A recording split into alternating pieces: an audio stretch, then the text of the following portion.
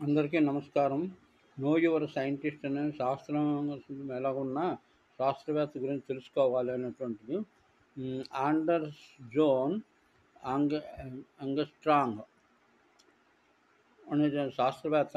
On ఈయన ఒక కొలతని కనుక్కున్నాడు. దాన్నే యాంగ్స్ట్రాంగ్ అంటారు. యాంగ్స్ట్రాంగ్ అని అంటారు. ఈయన 1814లో పుట్టాడు. 1870 వరకు జీవించారు. వాతావరణంలో ఓజోన్ ఉన్నదని కనుక్కున్నటువంటి మొట్టమొదటి శాస్త్రవేత్త ఈయన. దీన్నే యాంగ్స్ట్రామ్ అనేటువంటి కొలత విధానంలో, అంటే 1x10 - 110 దాని యొక్క కొలత నానోమీటర్స్లో కొలుస్తారు దీన్ని. తర్వాత వాతావరణం యొక్క